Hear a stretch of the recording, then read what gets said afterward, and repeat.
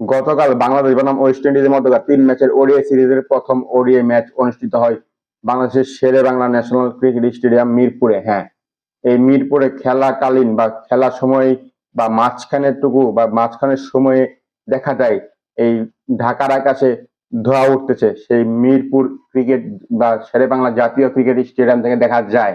হ্যাঁ, প্লেয়াররা সহ কিংবা দর্শক কিংবা যারা ছিল বা সেই সংশ্লিষ্ট সকলেই দেখতে পারে সেই ঘটনাটি। হ্যাঁ, তারা তখনও বা প্লেয়াররা কিংবা সাংবাদিক কিংবা মিডিয়া কিংবা ওই যে যারা যারা সেখানে উপস্থিত ছিল কিংবা যারা উপস্থাপনা করেছিল কিংবা ওই আম্পায়ার সহ সকলে তারা বুঝতে পারেনি।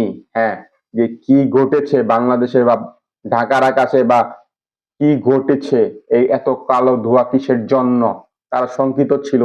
তারা ভয়ে ভয়ে ভয়ে তারা বা দুই দলের প্লেয়ার কিংবা তারা খেলতেছিল, কিন্তু খেলা শেষে তারা জানতে পারে বা বিভিন্ন পোর্টাল বা বিভিন্ন মাধ্যমে কিংবা বিভিন্ন সোর্সের মাধ্যমে জানা যায় যে বাংলাদেশের এয়ারপোর্ট বা বাংলাদেশের আন্তর্জাতিক ঢাকা এয়ারপোর্টে এই অগ্নিকাণ্ডের ঘটনা ঘটে।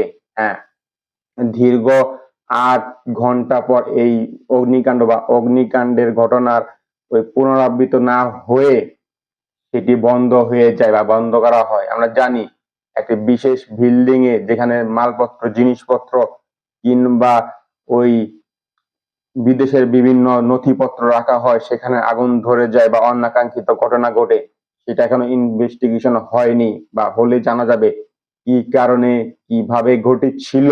হ্যাঁ, তারা এর জন্য বা এই ক্ষতিগ্রস্ত হওয়ার জন্য বা বাংলাদেশের যে এতগুলো টাকা পয়সা যে ক্ষতিগ্রস্ত হয়ে গেল এবং কিছু মানুষ বা কিছু যারা দমকল কর্মী তারা যে আহত হলো, তার জন্য বাংলাদেশের ক্রিকেটার, বাংলাদেশের টিম ম্যানেজমেন্ট সহ সকলেই বার্তা দেয়। হ্যাঁ, তারা বিভিন্ন বার্তা বা বিভিন্ন কথা বলে কিংবা মন্তব্য করে এবং দুঃখ প্রকাশ করে এই বিভিন্ন ফেসবুক পেজ কিংবা ইউটিউব চ্যানেল বিভিন্ন বিজ্ঞাপন বা দিয়ে লিখে বা প্রকাশ করে, তারা লিখে প্রকাশ করে এবং দুঃখ প্রকাশ করে এই ঘটনার জন্য। হ্যাঁ, আমিও আমার তরফ থেকে আমি খুবই দুঃখ প্রকাশ করছি যে এসব মানে এরকম ঘটনাটা বা দুঃখের ঘটনা ঘটলো, এত বড় একটি ঘটনা ঘটলো, বিশেষ করে একটি গুরুত্বপূর্ণ জায়গায় ঘটনাটি ঘটলো।